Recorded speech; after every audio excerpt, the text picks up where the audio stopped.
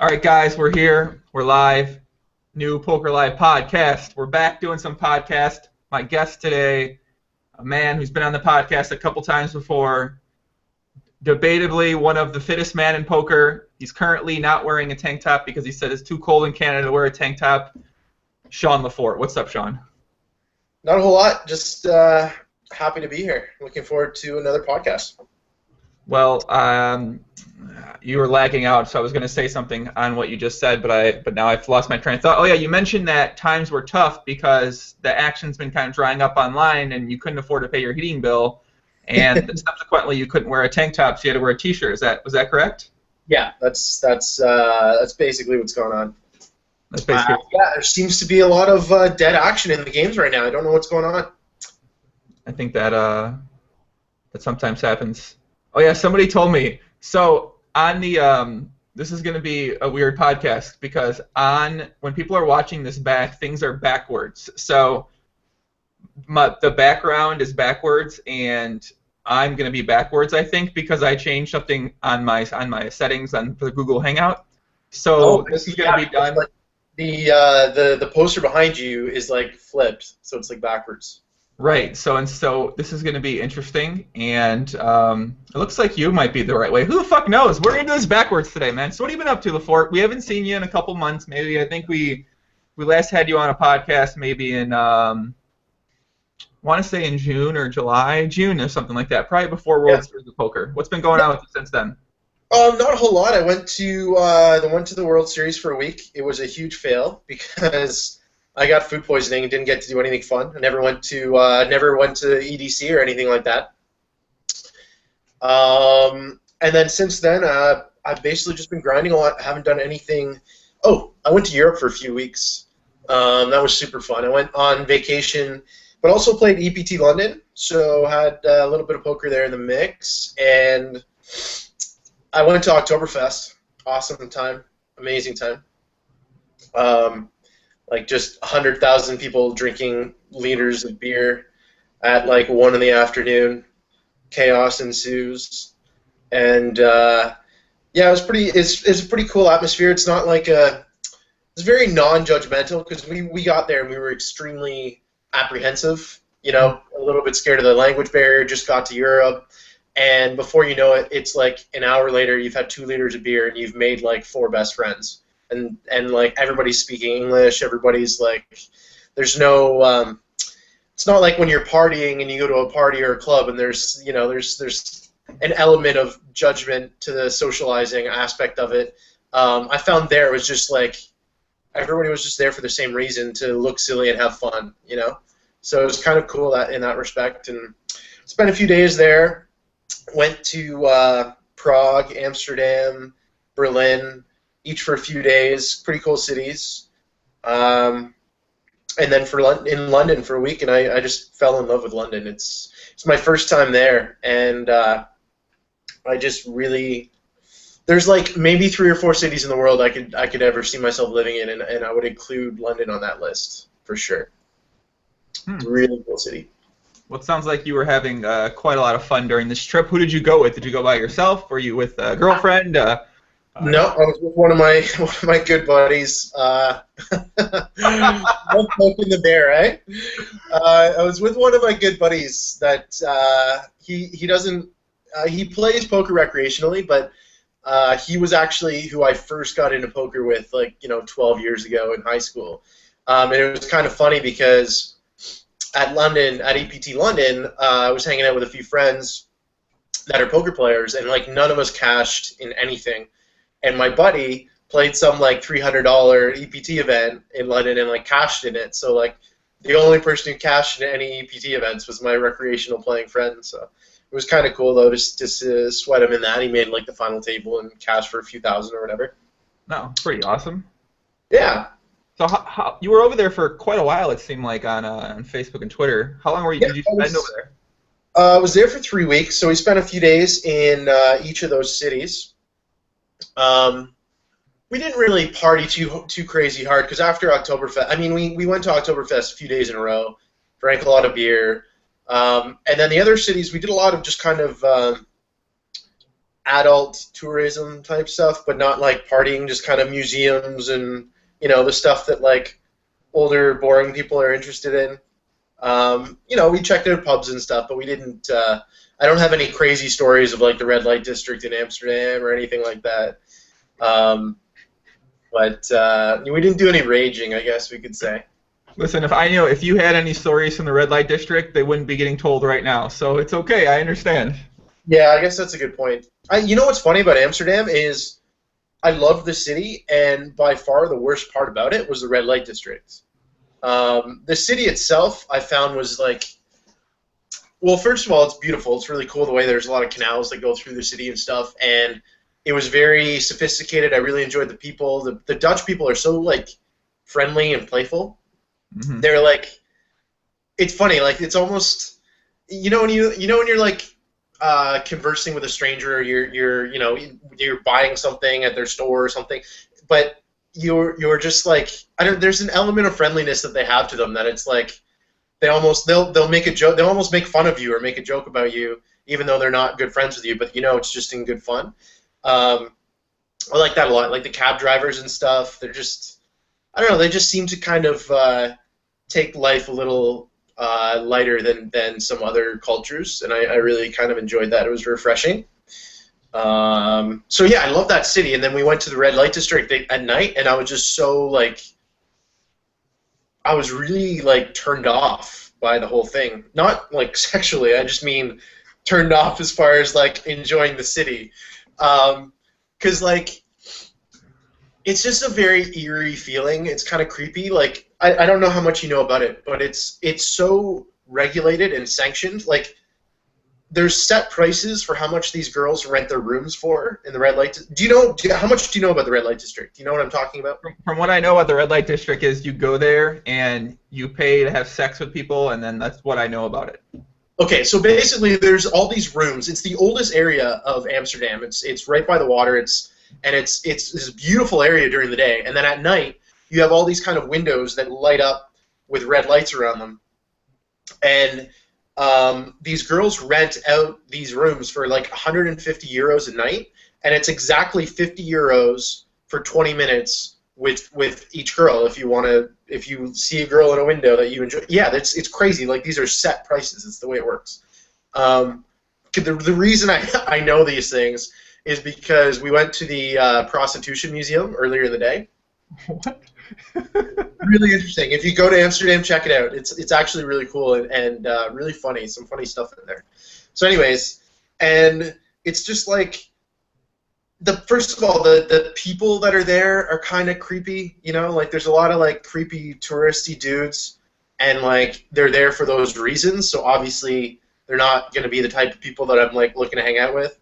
And just like, I don't know, it just doesn't feel right. It was a very, like, we spent like an hour there, and I was like, let's like go somewhere else. This isn't cool, so. Would you say while you were in the red light district, you said you spent a lot of time there, were you running sims on potentially figuring out proper GTO to use in the red light district? Did you call up Ike Axton on the phone and be like, hey Ike, I'm in this spot, I'm in the red light district, I'm in this spot. I'm not sure like how to get the most EV and like what's proper GTO. I'm thinking about making a video on my YouTube page, what should I do or something like that? Was that what's happening? GTO play was definitely getting out of that red light district. I think I don't think there's much EV to be had in that area. Yeah, it was. MR, sorry, we are live streaming this. MR2 asked a great question. Did the women insist to pay you to have sex with them? Were they trying to pay you to have sex with you? I did have some offers. They're very aggressive. Because like they pay 150 euros, so they need 3 guys basically over the course of a few hours of the night. But some of them go through like 20 guys. Yeah, they're very aggressive is the word, I guess. Yeah. I felt awkward though because like I didn't enjoy making eye contact with them because number one, I didn't want to waste their time. And number two, it was just kind of, I don't know. I guess I have trouble having a full respect for that entire industry because I'm not used to it, right? So I just didn't know how to handle it. So I just evacuated the scene, I guess. There, It I was can an, imagine. it was, No, go ahead. I can imagine you walking around the red light district, you know, tank top on, backwards hat on, or front and forward hat on, and women just coming up to you and being like, "I'll pay you to have sex with me. Like, let's go. I want to take you in here, Lefort. Let's go." And you're like, it's not GTO. No, you gotta go. You know, stuff like that. So. I wish it was that easy, but no, it wasn't my scene. But then we moved on to Prague. Prague was a cool city. It's beautiful. But I said I'd never go back unless I'm going with a girl. Because it's very, it's more of like a romantic city, in my opinion. I think it's got a pretty hardcore like club scene, but it's like very ravey.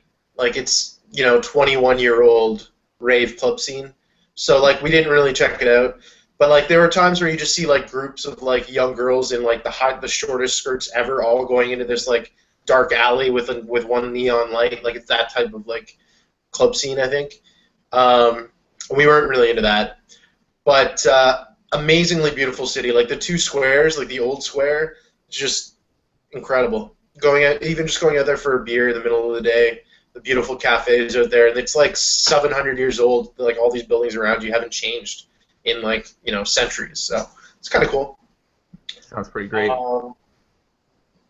And then I came home after London, where what did I do? I played. I don't know. I don't even remember. I busted day one of EPT main event. I think. Yeah, it wasn't very memorable.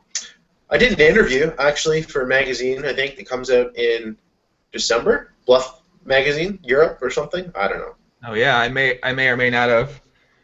No, I remember talking to you about that one. Oh yeah, that's true. I forgot. The same guy that did yours actually did mine. I feel really bad. I forgot his name, but he was a really cool guy. Dan Gallagher, my boy. Dan, that's it. Yeah. Yeah, so that was cool. I haven't heard from him, but I don't know what's going on there. But yeah, so then I came back from London.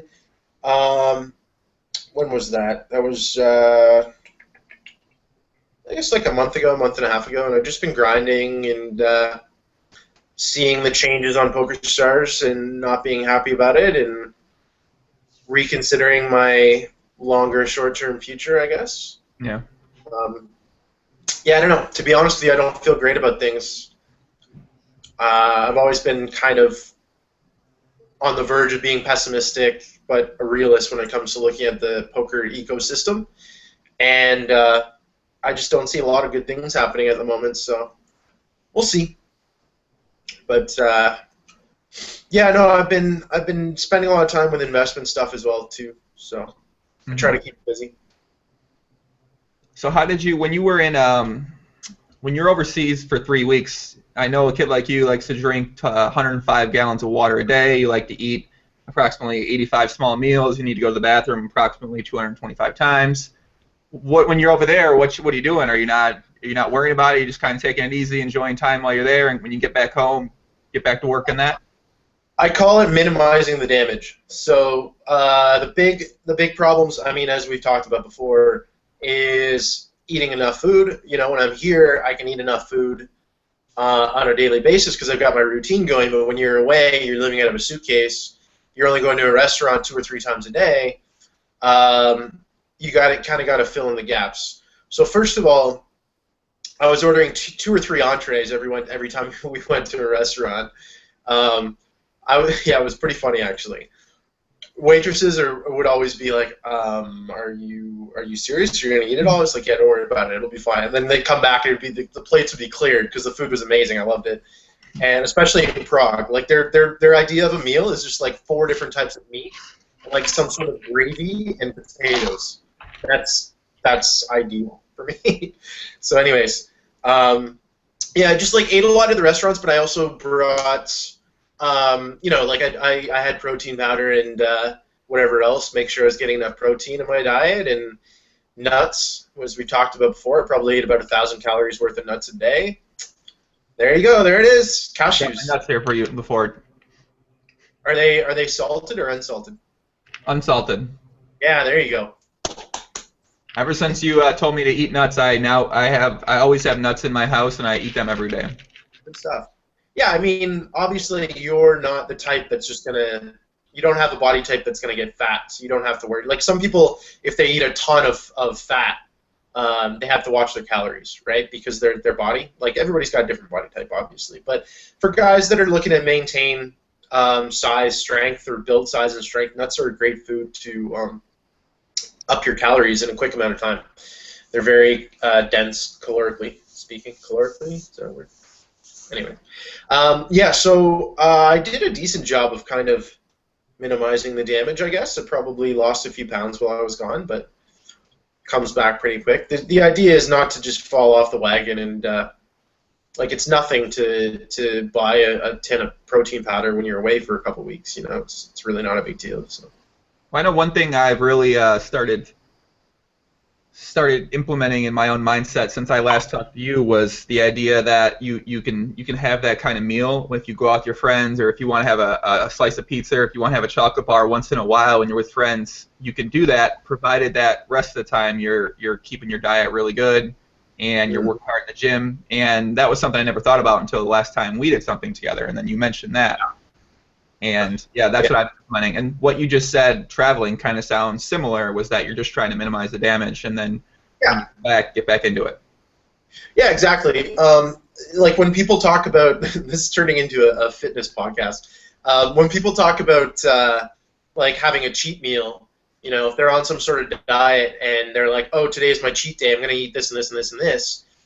And that's fine if that's the way they want to do it. But then tomorrow it's like, oh yeah, it's my buddy's birthday and we're going to the bar and I'm going to have wings and I'm going to have pizza because there's no other choice. And it's like, well, you know, let your cheat meals happen organically, because there's inevitably going to be times because of your lifestyle where you've got no choice, right? And that's kind of the way I handle that. Yeah, where was I going with that? What did you just do? I took off my shoes. I just bought some new shoes. I've been wearing them to break them in because I want to go play basketball later tonight for 7 hours, and I want to make sure that they're kind of a little broken in. Okay, that's fair. But they look like slippers. They look like slippers? Hold on, let's see. They're these blue Nike shoes right here. They're baby blue. These? Oh, there, I see them. Yeah. Wow, they look pretty sick. I have a very sick shoe game, my friend. I prefer the Chucks, the high tops. Yeah, you seem like a high top kind of guy. Actually, I gotta go back. I gotta rewind to the beginning, because I know who you are, and most of the people are gonna know who you are. But some people out there probably like maybe started watching live streams of the Yarny Prep Bet. They might not know who you are. We talked about you a lot because we talk about you randomly when you're playing at the tables and stuff. So, Lefort, been playing high stakes poker a long time. Plays high stakes PLO, heads up mainly right now, but also does play some six max. He's debatably the fittest man in poker. He's got a workout blog he does, and he also has done a couple of YouTube videos talking about working out, and people ask him a lot of questions. He gives them some answers, and I think that's kind of the basic 10 seconds or less description of you. Pretty good description, pretty accurate. 90% true. 90% true? No, it's probably 100% true. Would you still say you're debatably the fittest man in poker? Oh, maybe that's the debatable part. I mean, it depends on what you consider fit, right? Very true. There's a lot of guys in poker that are pretty fit, so I don't know. It depends on your description. I'd be honored to be in the discussion. We'll say that. Yeah, I'm just going to refer to you as the fittest man in poker until you somehow lose your shape and your mass and your leanness and stuff like that. So that's good. All right, so you mentioned that I was turning this into a workout thing. That's just because I wanted to mention that, and that was an easy way to segue into me mentioning that. So I actually just released another video yesterday or the day before. Did you? Called Strength Training Misconceptions. Basically just 20 minutes talking about, I'm sure you've heard of starting strength? Yep. Yeah, basically just discussing how there's a lot of misconceptions with that type of style of training. And there's a large disconnect that exists between people that are training like that and what those people actually want to have happen to their bodies, and how that's not necessarily the best way to train. We've talked about it before, but it's hopefully it opens some eyes for some people that are kind of beginners and getting into the gym and stumbled upon starting strength on a forum, and all they're doing right now is going to the gym and doing these 5x5 squat, 5x5 bench, 5x5 whatever, and hoping that it kind of gets them to where they want to go. Mm-hmm. Because there's other avenues as well. That's kind of what the video does, is gives a better idea of when you should be using that type of style, as opposed to just using it because it's the only thing you really found online. Mm-hmm. Well, if anyone's looking to find those, you can follow Lefort at Lefortiments on Twitter. I'm gonna retweet Lefort's blog, the one he put on yesterday. He's got 5 videos up. The first one he made about an hour long, which is kind of long for people to sit through. So some people might not. He also made 4 videos after that, a bit shorter in length, and also on his blog, which you can find the link. It's lefortiments.wordpress.com. You can find that on his Twitter as well if you're interested in that. And he's written up a couple really great things. There's one thing I've read. Honestly, I read the one about eating better. I read it about like 50 times. Me and my ex-girlfriend we'd read it together and take notes, and then we'd try to implement them slowly into my diet and my workouts and stuff like that. So it was pretty cool. It was a cool source of material. I much thank you for putting that up. So. Yeah, I've had a lot of people that have come to me saying that it's really changed their lives and it's changed a lot for them. It's changed. They've learned from it, and that's basically what I'm trying to do. I'm not. I see these trainers at the gym, and oftentimes they're just kind of like cheerleaders as opposed to educators and teachers. And I think that's really what people need is, I can tell you what to do, but if you don't know why you're doing it, it's gonna be difficult for you to continue doing it in the future and progress, especially as things change, right? Your goals change, so your habits should change. So the idea with the blog is to help people learn and understand kind of the principles so they can make their own decisions with regards to their own health and if they want to make any changes with their body. So I can see myself going down that road in the future as far as like, what I may be doing someday. Some sort of, whether it be personal training or nutritionist or lifestyle coach type thing. But for now, I'm just grinding PLO like a gen. When you think about it from that angle, you're like, I could be doing this thing where I'm having this type of really positive impact on people's lives in a very personal, upfront type of way where you're seeing it, in person, especially in a big city like Toronto. It'd be easy to find people to work with. Or you're playing PLO where you're trying to take people's money and exploit all their weaknesses. Yeah, I think about it all the time. And that's why I've started the blog, really, is to give myself a bit of a platform to do something that seems a little more humanitarian.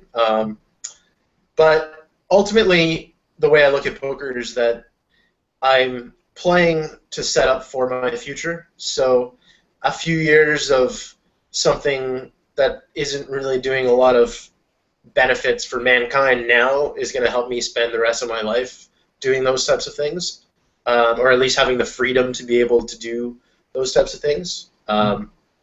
So that's basically the way I justify it in my mind. But we'll see. It's tough to say where the road of poker is going right now, though. But for sure. So obviously we mentioned a bit about the changes on PokerStars as far as the rake and stuff like that. And as you said earlier, the action you feel like has been definitely dying down. I mean, from a 6-max standpoint, 2550 Zoom and above, I rarely see it run. And when it does run, I'm trying to watch the games and trying to gauge what's been happening so that way I have a better idea to speak on this type of thing. But it really seems like the action is just like non-existent for the most part. I mean, maybe like a couple hours a day, but before, years ago, or not even years ago, maybe like last year, there was a ton of action. Yeah, there's a lot of the usual suspects are kind of missing. I don't know why. I don't know what's going on. So is there a poker series right now somewhere that's like popular or something? I don't know. I don't think so. I don't think so. I know EPT Prague, because I was thinking about that coming up, and then besides that, I mean, there's the standard WPTs. I don't think there's, nothing really. Yeah, so I don't know. Like I suspected that right around this time things would probably heat up.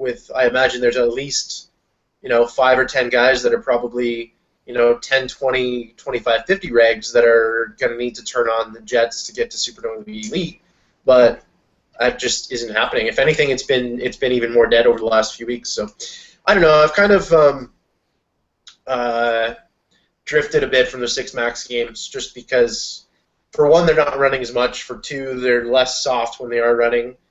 And three, it's just, my edge, if any, in a lot of those lineups is very small, and it creates a lot of variance, a lot more stress, just as a daily grind than some of my alternative options. So, yeah. Yeah, so you were grinding six max. We saw you in a bunch of the Yarny games. You played very psychotically, was what we took note of, and we've seen you playing some six max. How's it been? How did it go? Do you plan on playing more in the future? Or are you just going to try to stick to the six heads up and get whatever action you can? I mean, I actually enjoy heads up probably 5 times as much as I enjoy playing six max poker. Like, if my option is to play like six max PLO or like watch reruns of sports highlights, it's like a tough decision for me. Like I find six max is just very awesome. I don't enjoy it as much. I guess it's just not as interesting to me. That's not to say, and I don't mean to come across as though I know how to play really well, so it's just boring. I just mean that like it's a different version of like thought. Like when you're playing somebody heads up, it's strategy versus strategy, and there's so much framework that's lining up against each other, and you're just constantly thinking about everything that's going on. There's all these numbers, and then six max, it's like, well, it's a 3-way pot, stacked pot ratio is 1.8. My equity is good enough here, get it in. Like it's such a in a lot of ways it's a more what's the word I'm looking for?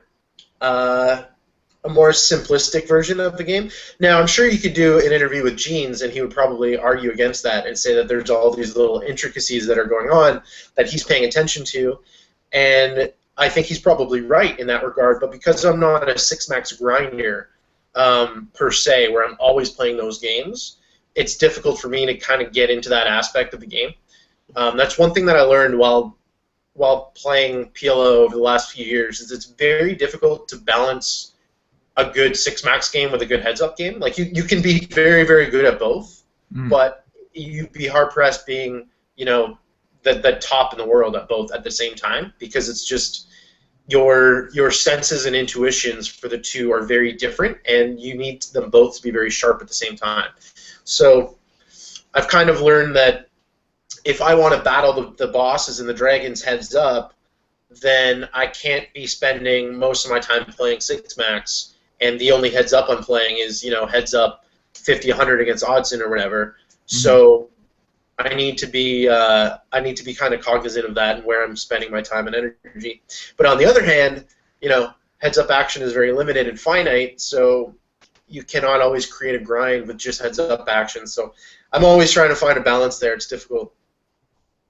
Yeah, I feel like I met Ravenswood in Las Vegas during the. Well, you mentioned something about the Dutch people, and I gotta agree with what you said. What I said about the Dutch people was at the cleaner had a celebration type party the day after he got third in the main event, and it was all Dutch people there, and I got to meet a lot of PLO people and some other regular people, and the Dutch people were some of the most favorite people I ever met in my life. Just the group of people and how they were and their attitude and stuff like that. They were so much fun, and you mentioned something like that earlier about them. But Ravenswood said something like similar about he thinks his heads up. It seems like he really enjoys heads up infinitely more than six max, and he thinks his heads up game is infinitely better than his six max game too. So yeah. It seems like he's probably on the same lines when it comes to that outlook and approach as you, but he probably gets just as much action as you do. You guys probably don't.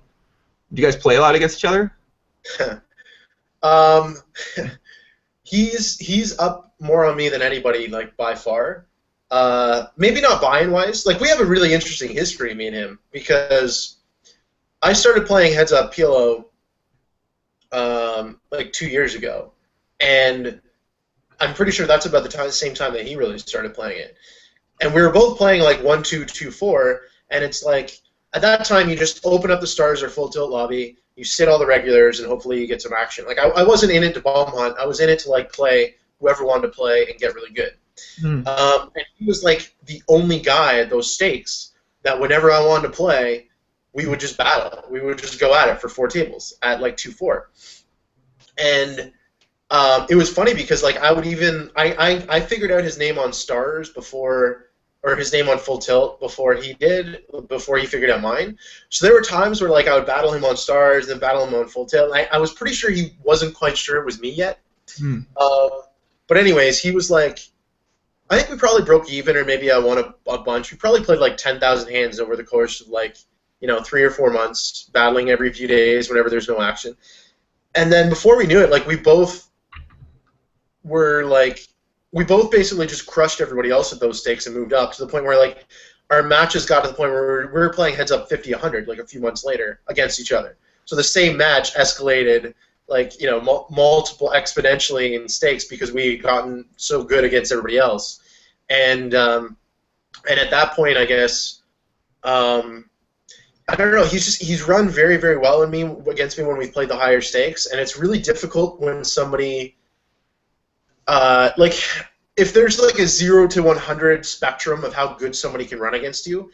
If somebody's running in that like top 10th percentile spectrum where they're just making way more hands than they should, I've actually made a video on this before. They have a large informational advantage on you because they've gotten a ton of information about how you're playing all your bluff catchers, because you're either calling them or folding them when they're jamming on the river with the nuts, basically. And so they're accumulating all this information about how you play, how you're playing your ranges, how often you're folding, and you gain nothing about them. You don't even know if they're bluffing yet. For all I know, Ravenswood never bluffs at 25-50 because I've never caught him bluffing. Because every time you call, he has it. He has it, right? So it's like, you get to a point where it's like, obviously he's bluffing. He's a good player, but he just kind of it's almost like a mental / informational edge that somebody can have in a matchup that's very I'd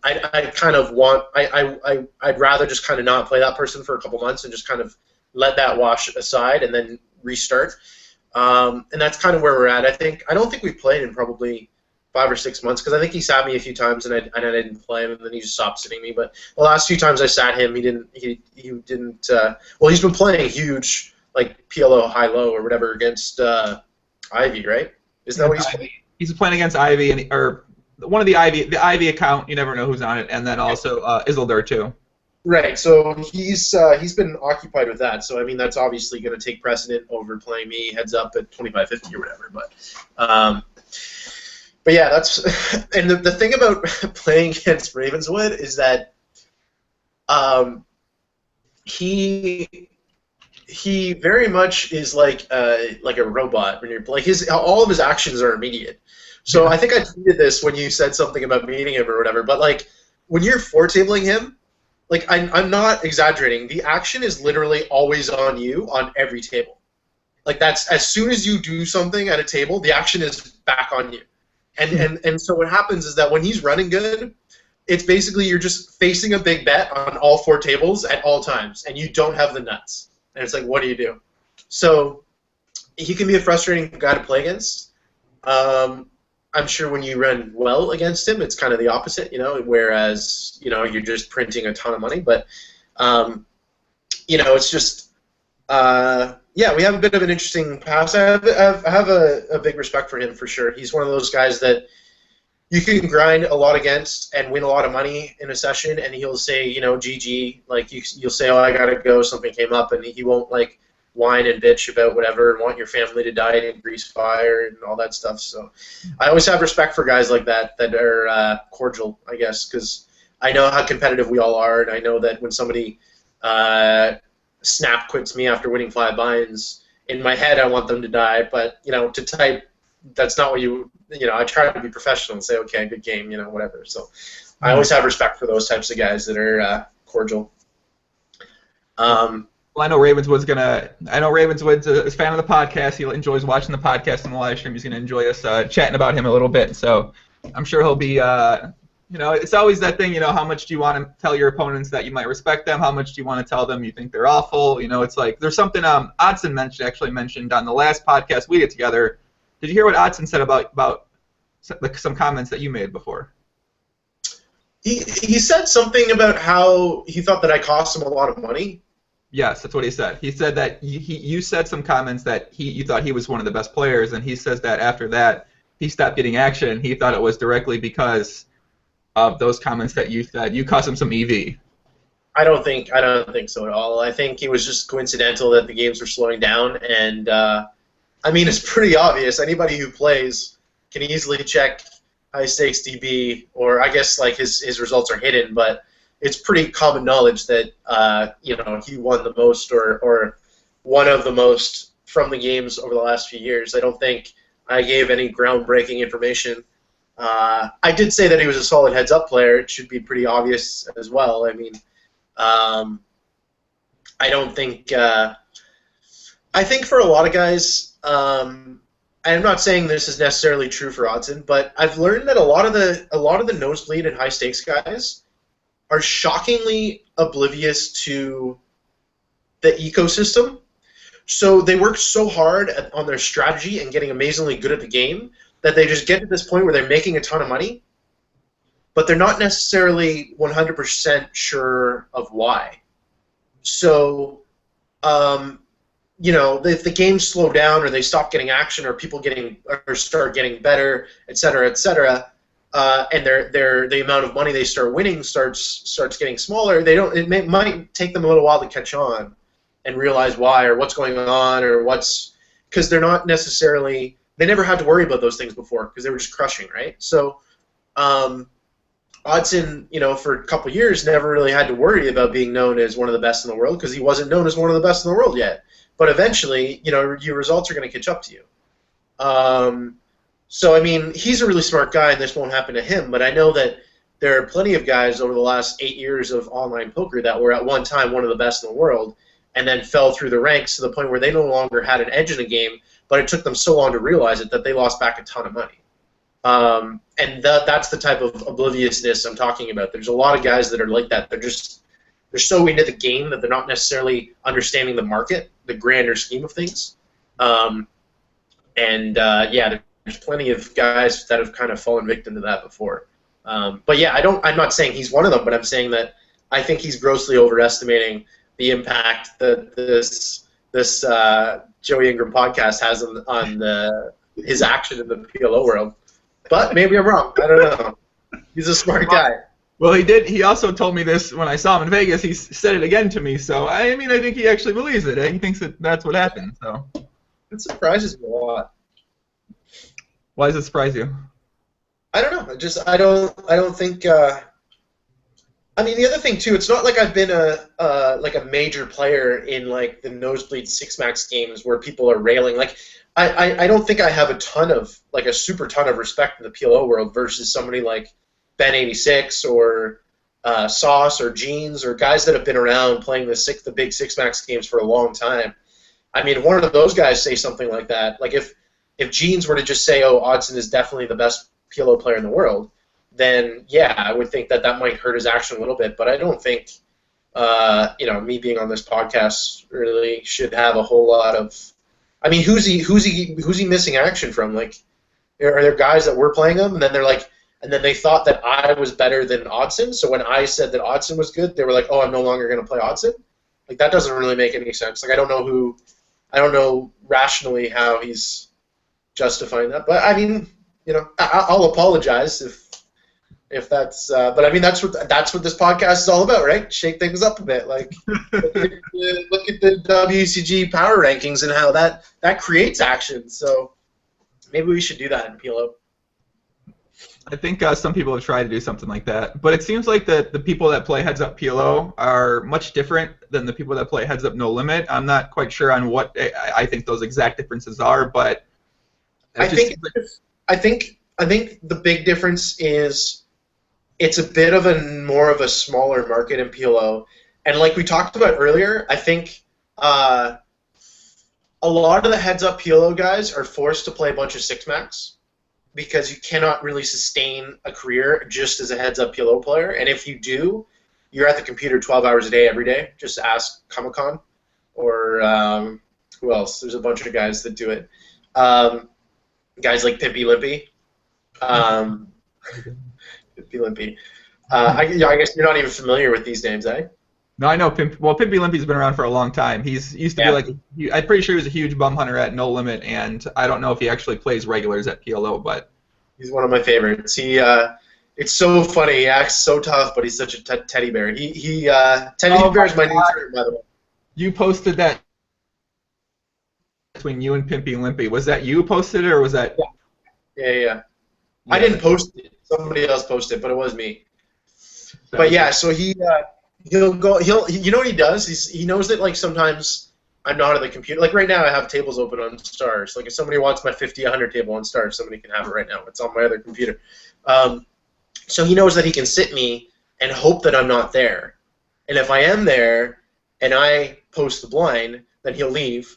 But if he has to post the blind first, he'll play like 7 hands or 8 hands or whatever, and be like, "Oh, I'm busy," or he'll be like, "Oh, and I'll say something like, this is super scummy. Like, just admit like I don't care that you're trying to steal my table, but just admit the fact that you won't play me." And then he'd be like, "Oh, I'll play you. I just don't have action." And then he started saying, "I'll play you, but it has to be early in my day. Like I'm not going to play you later in my day when I'm tired." I'm like, "Okay, well, what time is that?" So he tells me the time. So the next 3 days in a row, I wake up at a specific time, set my alarm to sit Pimpy Wimpy. First 2 days, he's just away from the magically isn't responding. Third day he plays. We play like 35 hands. He wins a buy-in and then quits me and says, "Oh, you're really boring to play against." I'm like, so. Like, how is that like? If you think you have an edge, like, regardless, like, I don't care. It could be the boringest match in the world. If I've got an edge at somebody at 25-50, I'm gonna play them forever, So it's just I don't mind him saying, "Look, I know you're better than me. I don't want to play you. I just try to see your tables every once in a while." If he did that, I'd be like, "You know what? That's cool, bro. Like, we all got to do what we got to do, right?" But I don't know if it's like, I think part of me is just I really want to know, is he that delusional, or is he just have that much of an ego, where he can't admit it, or is he actually delusional to think that he has an edge in when we play? So like, I'm so curious, I don't know. But podcast. We'll figure this out. yeah. So anyways, yeah, talking about the PLO heads-up ecosystem, the thing is like you have a lot of guys that are playing both. So like guys like Odson and TJ Bentham and like Deldar and all these guys are like sitting 50, 100, but really they're not really playing a lot of heads up. They're mostly playing in like 6-max games, and it's tough to get the top guys in the PLO world to battle against each other because they're often not really in the heads up mode because they've been playing a bit of 6-max. So you kind of have to get the stars to align a little bit for for some of the bosses to want to just start grinding against each other all the time. Whereas in Heads Up No Limit, there's more of a ladder, there's more of a king of the hill system, and it's like basically play or die in a lot of ways. And in PLO, it's like a lot of these guys have also been part of the 6-max system, and if they don't get a table at 51 today, they don't, instead of battling for it, they just play 10, 20, 6-max or whatever, right? So it's definitely a very different system. I'd like to see the King of the Hill system get even smaller. I'd like to see like 4 or 5 tables. Sure you would. I would. I'm sure you would. I'd like to see 1020 and 2550 zoom as well. I think the 510 zoom has gotten to the point where there's a bunch of regs that'll battle now, which is basically what the goal of having a zoom table is for. And 10, 20, 25, 50 heads up zoom you'd like to see. Yeah. Okay. Just like the option of it. I don't want it to take over for the other tables necessarily. But if you'll notice, a good amount of the time at the 510, there's a group of maybe like 6 or 7 regs at 510 that'll play most people just for the sake of hanging onto the table. So I mean that's. I don't ever. When I look at the lobbies, I don't really ever look at the heads-up action. I've just started to, but I didn't even know 510 Zoom PLO ran very often. Does it run often? Is it run once in a while? Is it popular? Well, it depends. I mean, it's funny because sometimes you'll get like 2 regs battling, or like if a fish sits, you'll get both regs will put in like 3 entries. So you have 2 regs with 3 entries, a fish with 1 entry, and then I'll enter it with 4 entries, and then one of the regs will quit, and then the other reg is like, oh, I got to play Lefort more than the fish now. And then they'll quit, and it's me and the fish, and then the fish busts, and then it's usually what happens. Usually, is see your name But there, yeah, like I'm getting the fuck out of here. yeah, but they'll play. Some guys, I mean, there's guys that'll play me, and I guess they think they have an edge on me, but they won't play in certain scenarios because they think their edge is bigger elsewhere, right? Just game selecting.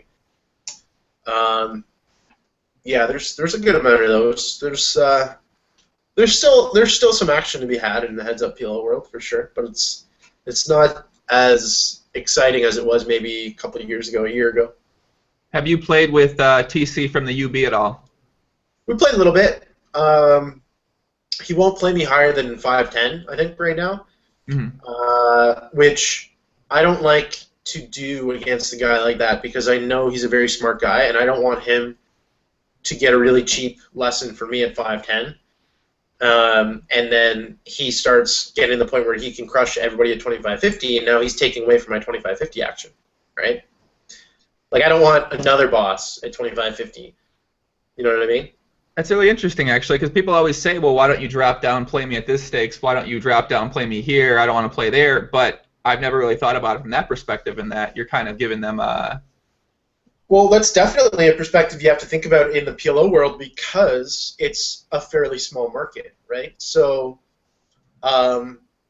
yeah, there's only so many people playing, and if I know there's some guy that plays 25-50 somewhat regularly against pretty much anybody, I don't want a long list of guys that can take his money when I know, I want to be the one taking his money. So, but on the other hand, you gotta. There's only so much action, so you gotta play when you get it. So, it's a very rare scenario where I will deny somebody action like that because of that. But he might be one of those rare exceptions because I know he's a smart guy and he's one of the better heads-up hold'em players in the world. So. Well, yeah. We're having him on a podcast on Monday, same time as this, so we're going to figure out what his thoughts are on PLO and heads up and the players and stuff like that, so that'll be pretty fun. Yeah. Yeah, I've chatted with him a little bit. I think we've talked about just maybe one or two strategy aspects before, but nothing too major. I try not to discuss heads-up strategy with anybody, really. Is there no PLO players at all you really talk much heads-up PLO strategy with at all? There's a couple that I have in the past, but they will remain nameless. At this point, I pretty much do my own. I mean, I'm at the point where with my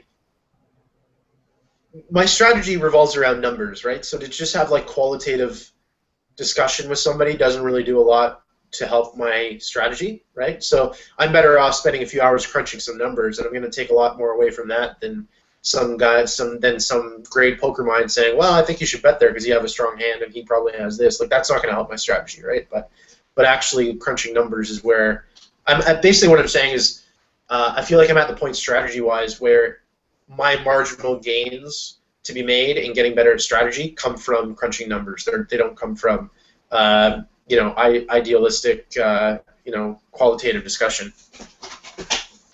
So you're just running GTO sims. You're just GTOing it up all day long, huh? I have this big machine set up in the other room, and I just put in the little slips of paper that say to describe the spot, and then at the other end, this big ticket comes out and tells me what to do. That makes sense. Jungle Man kind of hinted that Ike Hexton might actually have a machine like that. So you never. I saw that, and I don't know what Jungle's becoming one of my favorite people in the world. Now that he's becoming a little less weird, a little more sociable, a little more personable, and a little more understandable. I understand some of his actions and behaviors in the past now that I've gotten to know him a little better from podcasts and stuff. Mm-hmm. And I don't know, in some ways he's really lovable. I really enjoy listening to what he has to say and seeing the way he thinks about when you ask him even non-poker questions or the way he thinks about things and breaks it down. It's interesting to see him function. He's pretty interesting individual. I agree. I think a lot of people, it's interesting. One of the reasons why, I guess I'd always want to have Jungle Man. And you always want to have a popular kid, popular guy like Jungle Man, or anybody popular in poker you would ideally want to have on. But especially him, I wanted to have on because I was curious how it would be, and I thought I thought he came off extremely well, and I thought he came off a lot differently than I ever thought about him. And and pretty much every single person I've talked to since that about him has had this, really great impression of him. Or was before a lot of people had this very terrible impression of him. You know what I mean? Well, he's a good example of he's a good example of the opposite of what I was talking about earlier, of those guys that can be cordial at the table after you take a bunch of their money. So if all you really have to know about Jungle Man is a few of sorry, I dropped the poker chip.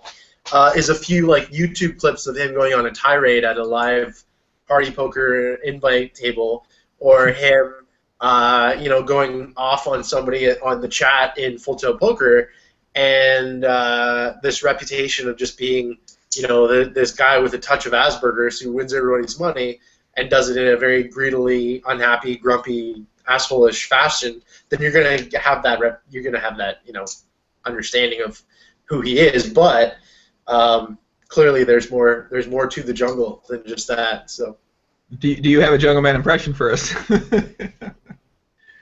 I don't, honestly. I'm not a very good impression person. I feel bad. I feel like I'm a letdown to the podcast, not doing impressions. No, I can't even. I don't know where to start with a Jungle Man impression. That's okay. It would have something to do with. I know he loves ice cream.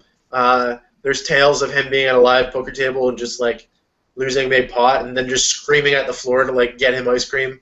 I don't know where I would start with that. I don't know. It's okay. Someone in the comments said you look like Brody Jenner, and you fucking really do. Now that he just said that, I'm looking at you, and you look very similar to Brody Jenner, which is kind of creeping me out now that I saw it. Is Brody Jenner a good-looking dude? He may or may not be debatably a very attractive man, so that's definitely would be a good stuff. That would definitely be a. God damn, you do look like Brody Jenner. It's kind of creeping me out now. I'm gonna pop up something of Brody Jenner for those that don't know who Brody Jenner is, real quick. And all right, so this is Brody Jenner right here. You can kind of see him. Ha! Yeah, a little bit. Yeah, it looks like you, doesn't he? A little bit. A little bit, yeah. He's a cutie. He's a who? He's a what? I said he's a cutie. Okay, he's a cutie. Okay, he's a cutie. Is that what they? Okay, a cutie. So I know we're not allowed to talk about specifics, but is cutie? Would you recommend cutie as a potential term of endearment you'd use to women, for the guys out there that are looking at getting better at talking to women?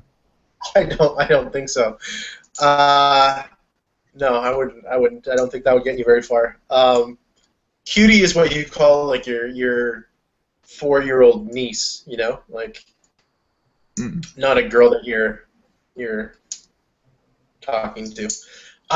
Me and my buddies, though, we call each other cuties all the time, or say that, oh, that's really cute, like on Instagram, just making fun of each other, really, saying that the other person's being like a little girl.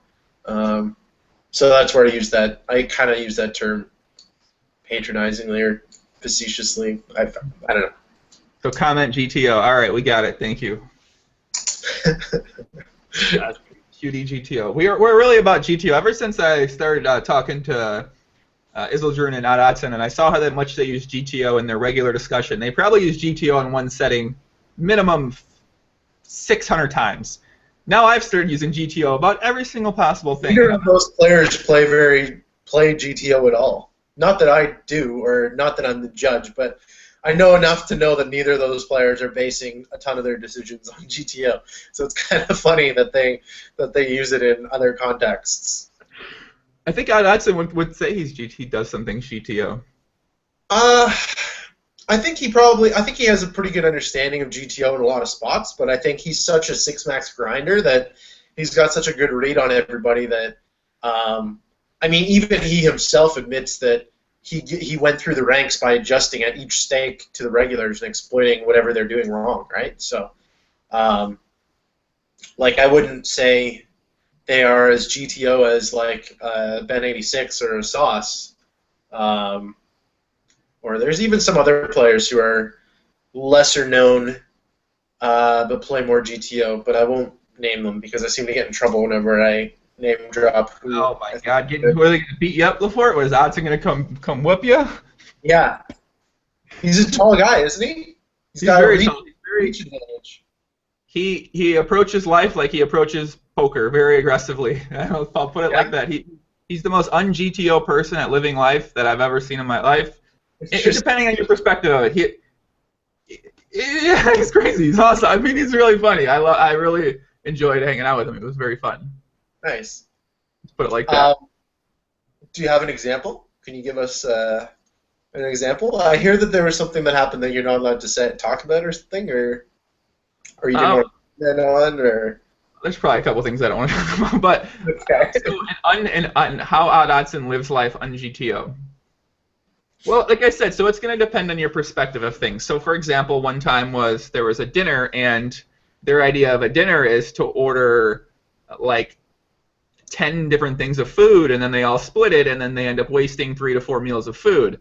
That's their idea of dinner GTO. And then they say, "You think this is GTO? Yeah, this is GTO. Let's do it."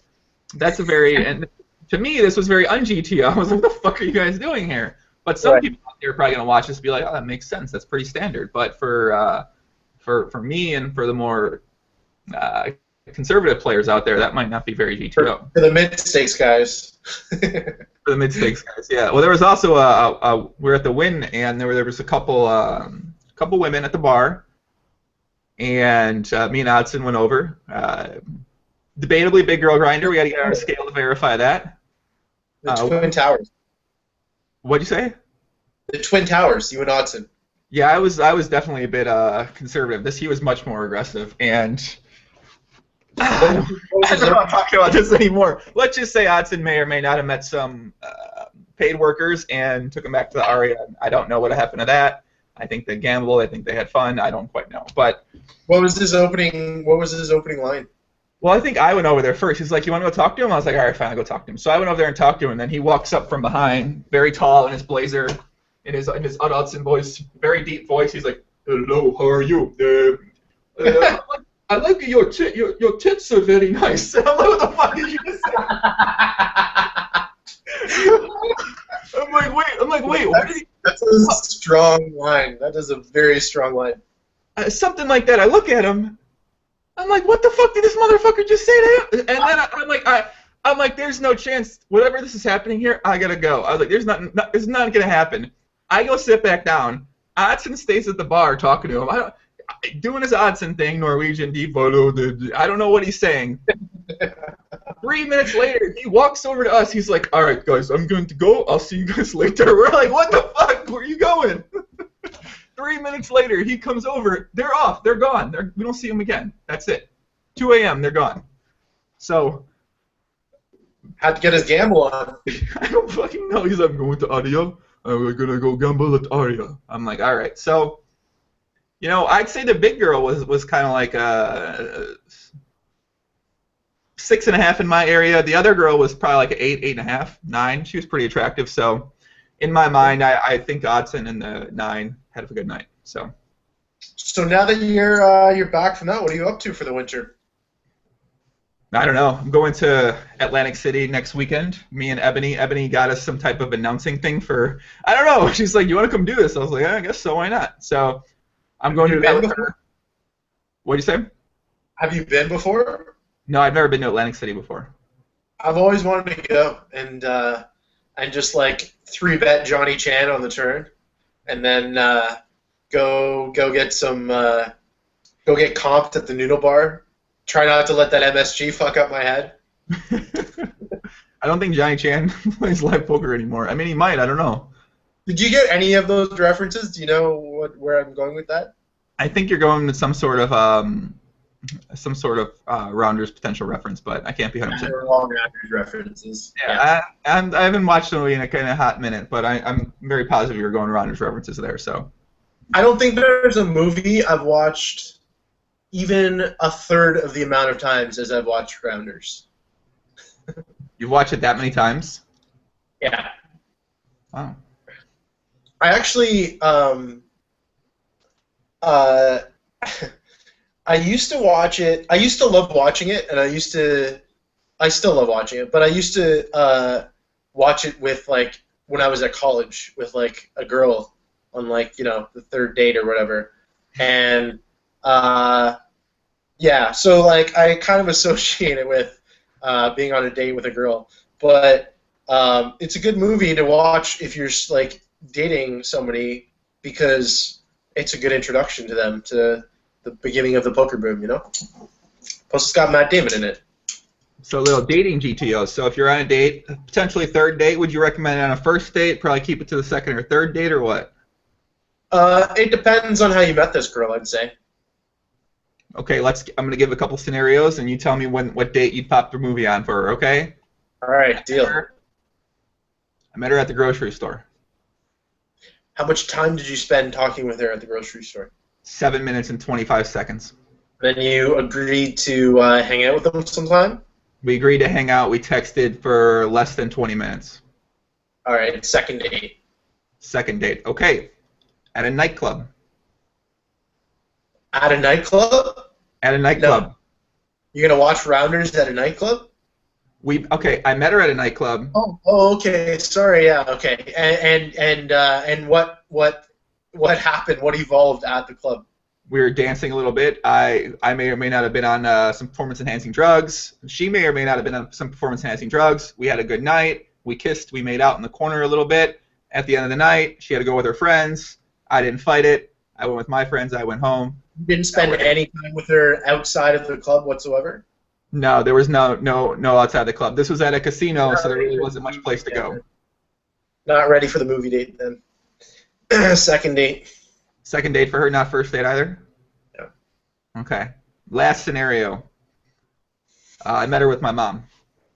Ooh. I think I need more information before I give a good answer.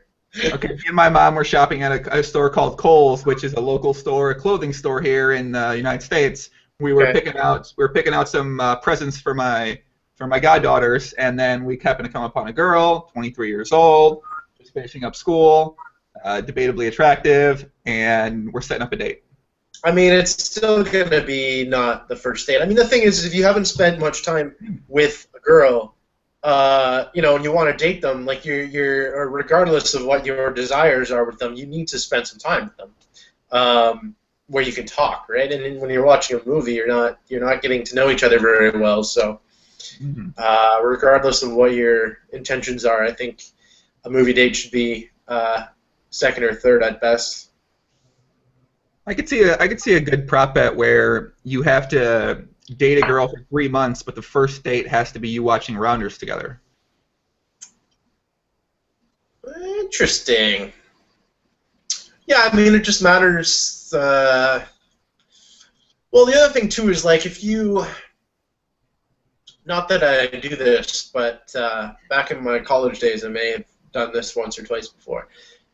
If you spend time with a girl at a club and then you spend time with them outside of the club as well, then that's now almost like date one, right? And then when you go on a date after that, it's like, yeah, you can do something like watch a movie because you've already.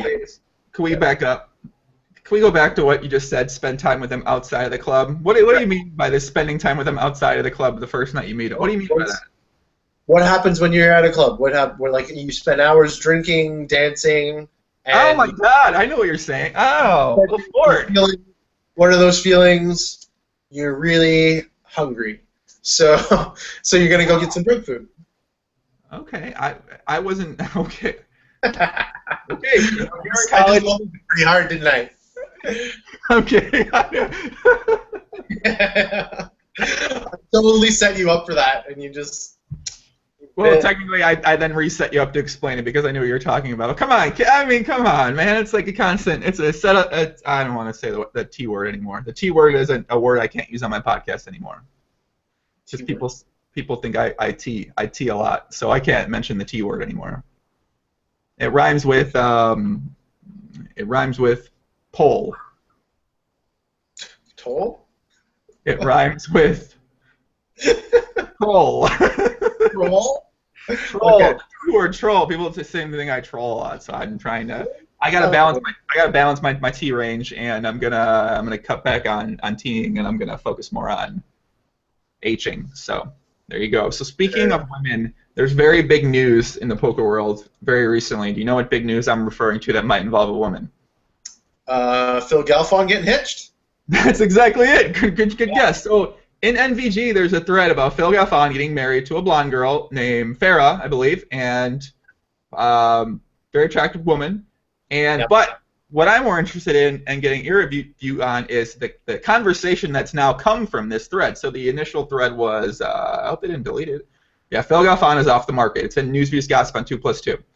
And a big discussion broke out about, and I know you have an opinion on this because I know you. So the idea of getting married and that whole outlook on it, obviously you've thought about it a lot. You know, you're same age as me. So what's your viewpoint on potentially finding someone to get married on? You know, do you think it's a lot of people in here have some very negative viewpoints on it? So what's your outlook on it?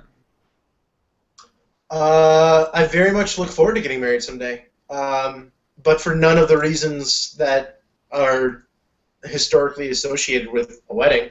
I think it's not, for me. It's not.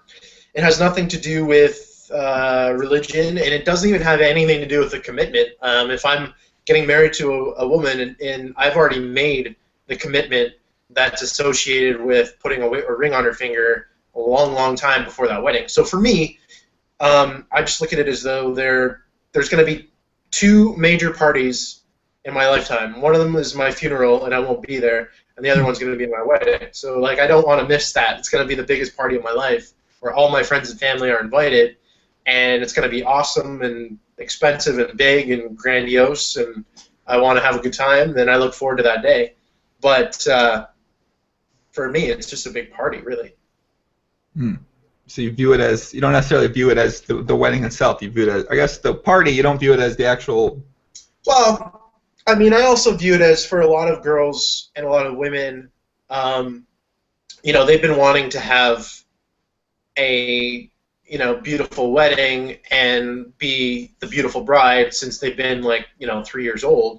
So chances are, you know, whoever I end up with one day is probably also going to have that dream and that wish. And I mean, if I'm you know, dating them and in love with them, and they're one of the most special people in my life, obviously I want them to have their dream day, right? So that's another big reason, obviously. But as far as the meaning of the wedding itself, I mean, I guess I'm also biased too, because, like, my parents never got married, but they're still in love and live with each other.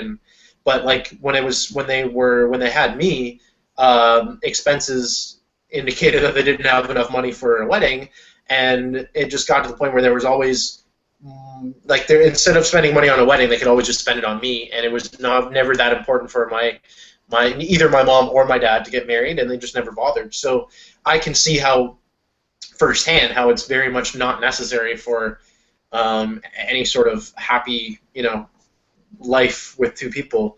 But on the other hand, like I said, I want to have a big fucking party, so I can see myself getting married someday for sure. Is the marriage, like, really is it as popular in Canada as it is in the United States? Because it seems like every woman, for the most part, really wants to get married here in the United States. Is it the same way there? I mean, I think it's tough for you to generalize about the States, because I would think that the religious part of the States, that's going to be very much the case, right? Yeah. The more modern, progressive areas, like Toronto's a very progressive city, very multicultural, so you have it's very much a melting pot of a lot of things going on. And I would consider it very cutting edge with respect to kind of modern culture, I guess you could say. So a lot of the women here, for example, are you know, if you meet a woman at a bar here, there's a good chance that she's, you know, a young professional that's successful on her own, very independent, has her own condo. And yeah, maybe she wants to get married, but she might also be the type that's not a big deal. Like, so I think in my experience in Toronto, it's not. It's probably less of an issue. It's probably less of a big deal for women on average here who wanting to get married, and men as well, versus maybe some of the southern states and stuff. I don't know. I'm just guessing. Well, if you guys want to read more about the Phil Galfond thing, congratulations, Phil. It's in News Juice Gossip 2+2. I still don't understand what the issue is. It's just they're just discussing whether or not that the wedding is necessary. I haven't read it, so. Yeah, he wrote. Well, I mean, technically, so there was a couple things like in the linked article that people were talking about. One of them was he wrote a 12-page handwritten love letter to her when he proposed, and then there was also something about she said something where the ring is beyond my wildest dreams, and I'm so incredibly honored to wait. It was it was some kind of quote where the ring is beyond my wildest dreams ... and Phil's all right too, or something like that, and people were like talking about that, and I mean I've just been reading it. I haven't even posted anything in here, but the people just seem to be, I don't know, they, you know how 2+2 is. They don't have much nice things to say sometimes about situations and about things that happen. So they're not. It's not the most positive. They like to critique things, that's for sure. Yeah, I'm surprised Phil would leak out love letters like that. You'd think that he'd want to, I don't know. Keep it private. If I ever write a love letter someday, I'm going to make damn sure nobody reads it except for one person. Well, I don't think the actual love letter is leaked. I think it's just the actual love letter existing leaked. So. Oh, okay. Well, Phil's a celebrity. Got to be careful about that stuff. Yeah. Well, I guess his wife or fiance is also she was like an actress for 12 or 13 years on daytime TV here in the United States. So she's kind of, I guess, somewhat well known. I've never heard of her before this. I didn't even know he's dating anybody before this. So he's done a pretty good job of keeping it pretty low key. Yeah, that's true. No, Phil's an awesome guy, and he's pretty down to earth and has good judgment. So I'm sure she's an awesome girl. If Phil likes her, she's got to be GTO. So can't. Phil likes her. I like her. If Phil likes her, I like her too. I'm in. So all right. So just want to talk about two or three more things, and we'll wrap it up here. Top players right now at Heads Up and at 6max. You've been playing a lot of Heads Up, playing a lot of 6max. Right now, what's your ranking list? Wow. So the problem with Heads Up, as we talked about earlier, is you just have guys that are in and out because they don't. Let's focus on active people. People that have been active a small to decent amount in the past couple months recently. Wow, it's really tough for me to like. I mean, there's some guys that are definitely showing some toughness. XD89 LOL Hart. He plays me a bunch. Futek, you know Futek? He actually plays Heads Up a bunch. Up and comer. Yeah. Yeah, they're both quite good. I guess like, God, there's nobody plays. It's really hard to make this list. Like, what about 6max then? You've been playing some of that too. All the top guys at Heads Up Pilo just like probably have played less than 10,000 hands at Heads Up Pilo in the last like 4 months. You know, so it's tough to have a current ranking system. There's not a whole lot of battling going on. 6max, I mean, it's tough to argue with Jeans. His video, like, makes me understand him a lot better and understand his results. I was always really confused. I always felt like there was a disconnect with the way that I saw him play and then the results that he posted. That's not to say that I didn't think he was good, but he just seemed to do a lot of things that I didn't think were good. But now I understand why he does them, and I understand why he's so successful. He actually has a very good technical understanding of the game, which I didn't think he did have, but he does. And he just happens to also be very good at deviating from that and exploiting people, right? So I think he's going to be, one of the best players in the current games, but I think in order for him to continue doing so, he's going to have to recognize that as the games get tougher, he's going to have to focus more on that technical game. aka trying to be more GTO. Mm. Yeah, I mean, Jeans, Odson, well, so Barry's sweet, but he, I don't know, I figured him out a little bit now, a little better. Um, God, I hate six. It's painful even talking about six max. I just hate it so much. I don't know. None of the 10-20 guys are even battling deep now. Like we used to get some great 10-20 deep games that I used to love, and none of them are even playing me. I don't know why. I'm down money on stars at six max. I mean, I've run way under EV, but there's no reason for those guys to be like, oh, I'm not going to play in a four-handed game with Lefort or two other weak regs. I don't know why they're not playing. Like even like the classic table starters like Caramont and TJ Bentham and those guys, they're not doing a whole lot of table starting lately, with me anyways. I don't think Caramont's been playing a lot lately. Doesn't he play on like the other time of the day now? Isn't he in Australia or something? Living in Melbourne. Well, I think he got Supernova Elite as well, and he might be taking a little break right now. Oh, really? Huh. Mm-hmm.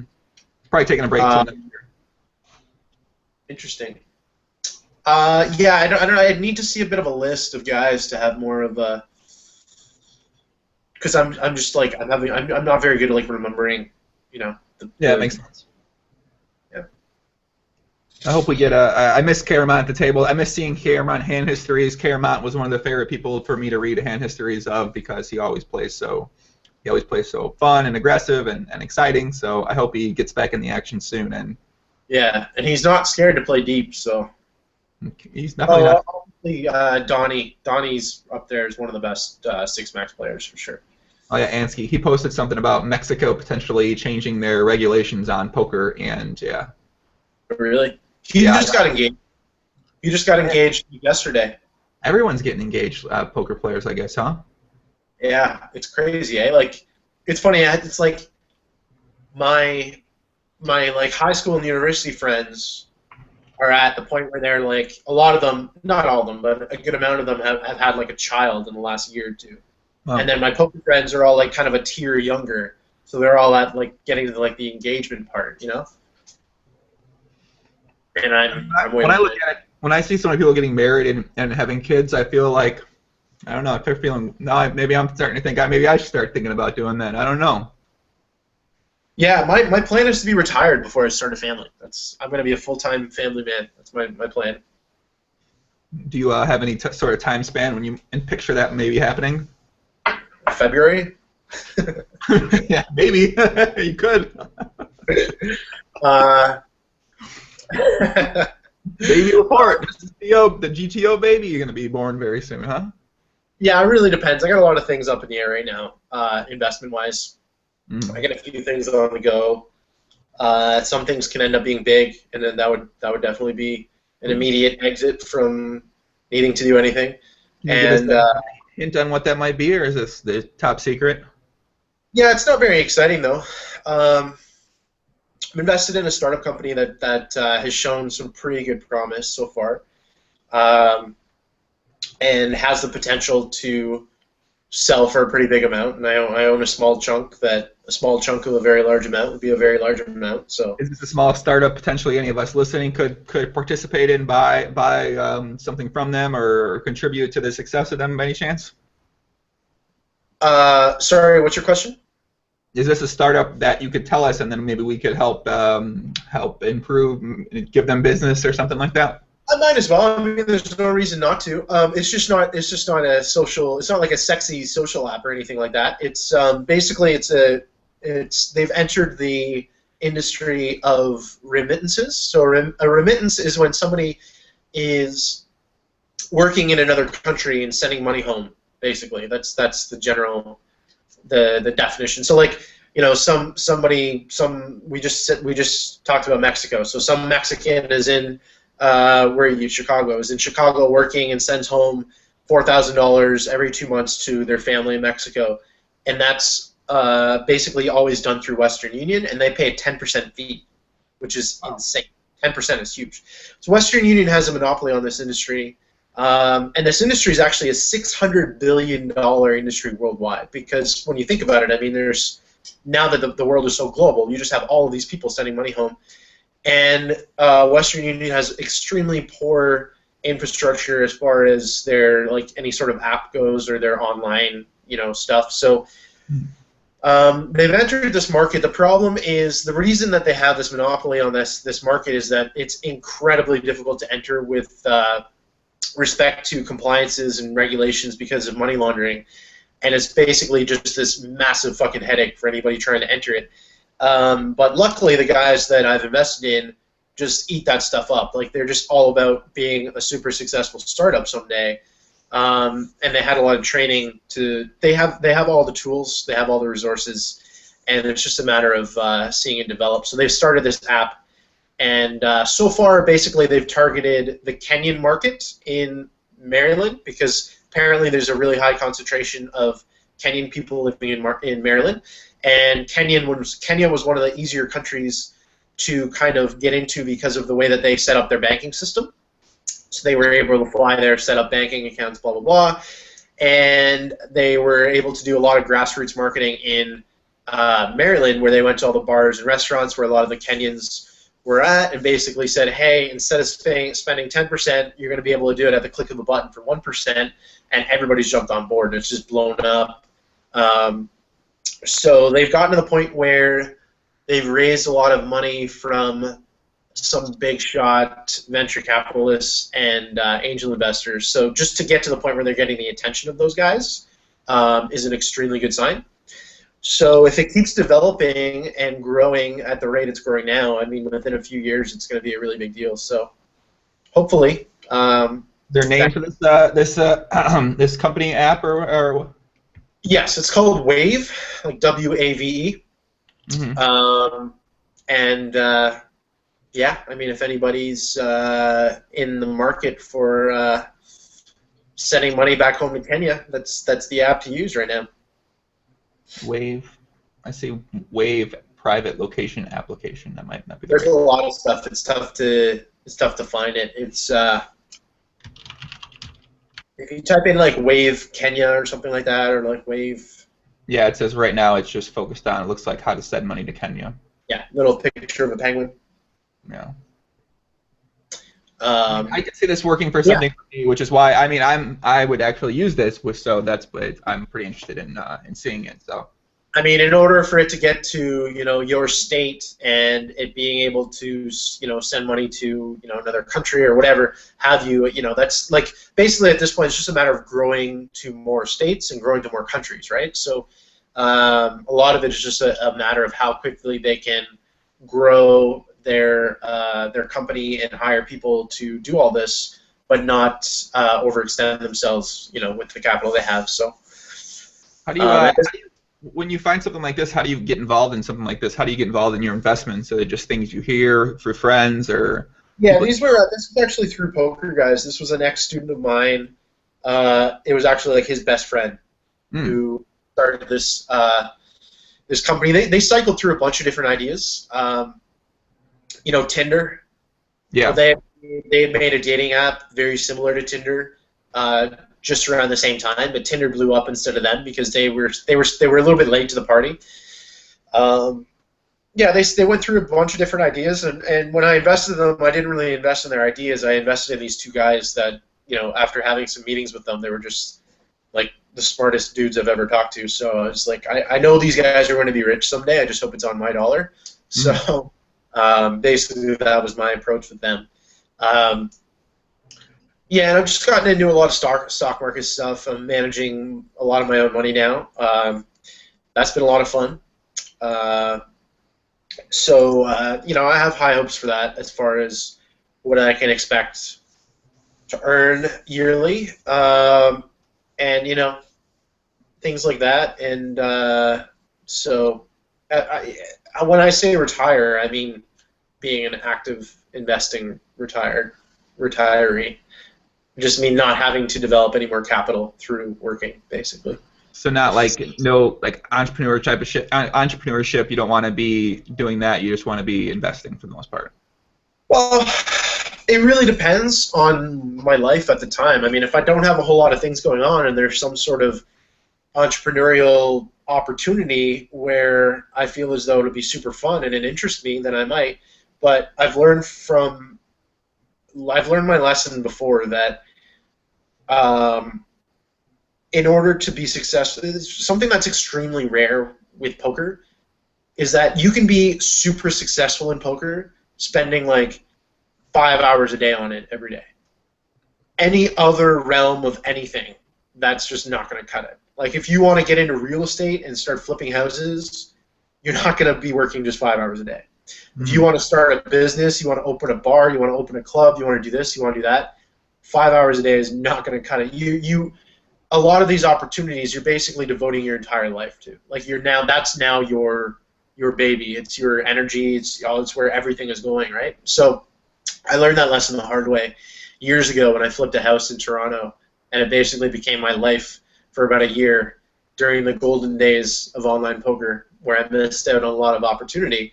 But it was a good lesson to learn because it made me realize that I shouldn't take for granted what I have opportunity-wise with poker, and there's really not a lot of other areas of life where it can be as easy as it can be with poker. So I guess I'm very careful when it comes to other avenues and knowing fully how much time I'm going to have to devote to them. So yeah, that's kind of why I've really taken to investing in the stock market with a value investing approach, because the idea is you're investing in companies that are going to appreciate to their full value over the course of a longer period of time. So it's not something you have to be doing every day. Make adjustments, every month or two to my portfolio, but that's about it. I Google anytime someone says something that I want to look into more, I Google it during the podcast. So I was just Googling value investing so I can read more about it and see what exactly it is. Yeah, it's basically it's kind of like, I look at it as though, and this is a very imperfect analogy, but I look at it as though like the GTO approach to stock investing, because guys that are day trading, or even just guys that are very heavily engrossed and involved in the stock market, have a lot of exploitative opportunities because they know things. If somebody knows exactly how the energy sector works, they're going to have a good idea of like which companies might be undervalued, and they have good reasoning for it because they have additional information than the general average stock market investor, right? Mm-hmm. So those people are kind of playing Explo because they like day traders oftentimes are looking at all these different patterns and stuff. So these people are looking for like exploitative opportunities to load a bunch of money into a stock and then it blows up and then they sell. So value investing is basically looking at first principles and looking at what a company should be worth because of the books and all the numbers, and comparing that with what it is worth. And if there's value there, then you invest in it. And the idea is that over the course of the next year, 2 years, 6 months, however long it may be, it will appreciate to its full intrinsic value. Historically, value investing has done pretty good compared to market averages and indices and stuff. So the nice thing is that when you are an independent investor such as myself or anybody else, if you're dealing with not super great amounts of money, then you pretty much have the entire market to invest in. So Warren Buffett, for example, when he's investing when he's splitting up his Berkshire Hathaway portfolios and stuff, he basically can't touch 90% of the market because for him to buy one of those companies, he's buying the entire company, right? So a lot of the smaller companies, small cap stuff, doesn't get much attention, and thus there are more inefficiencies because it doesn't have all the top analysts in the world looking at the company and seeing whether it's valued what it should be. So the nice thing about me is that there's more opportunities, because I can invest in some smaller companies, and that's kind of the approach that they're taking. So far it's gone really well, but it's only been like a 6-month sample, so LOL sample size, but no, I feel good about it. Rupert asked a good question. What percentage of your money, poker money, I guess, did you invest? What was your pretty basic question? I've got most of my net worth invested, probably like 80% or something like that. I don't really look at. I don't have a bankroll. I've never considered. Once I started playing poker after a couple of years, like I have money online that I use to play poker. Like I don't call it a bankroll. If I need more money, I'll get more money. If I don't consider my net worth a bankroll because if you talk to the richest people in the world, they don't consider their net worth a bankroll. They consider it their net worth. You know, to me the idea of a bankroll is that I'm like I've got a roll of money I'm going to the casino with, and this is what I live on. Like this, I don't like that idea at all. I approach things much more business-like, I think. Yeah, I mean, if I need to liquidate some investments to play online, I will. But for the most part, I don't like to have to do that. All right. Brendan says value investing in small micro cap stocks is GTO. So, someone who seems to agree with your take on it as well. Yeah, the thing you have to be careful about, and this is basically a big part of my approach, is you need to avoid. The thing about smaller companies is they can oftentimes get away with more with accounting manipulation. So their numbers may not be accurate. So it doesn't matter what their numbers say if their numbers aren't even the right numbers, right? So you need to find ways to basically filter out the companies that are potentially hazardous, like the Enrons, for example. Enron was a bigger company, but there's small cap Enrons who are actually fudging all their numbers. And that's basically half of my strategy is once you get rid of those and you limit the universe of candidates to ones that are valued inefficiently and have some value and also have a very small chance of being accounting manipulators, then you're looking pretty good. So if someone out there wants to get started into maybe looking more into this, potentially trying it out for themselves, would you point them to this type of reading material? What would you recommend that they look into? My approach, I basically bought all the heavy textbooks and started reading first principles stuff on value investing, and it was so dry and so boring, and I was just getting a little what's the word? I wasn't feeling good about it. I felt like I started realizing, like, why am I doing all this just to get to the point where, guys, like, put it this way, there are guys that I could be reading these books for the next 10 years, and I'm still not going to have their knowledge, yet I can easily just copy their portfolio, right? So I was like, well, why bother spending all this time learning it myself when I can just be resourceful and be good at finding out who the best is and then just copy them? So that's basically my next step. I was like, okay, well, now let's figure out who the best is.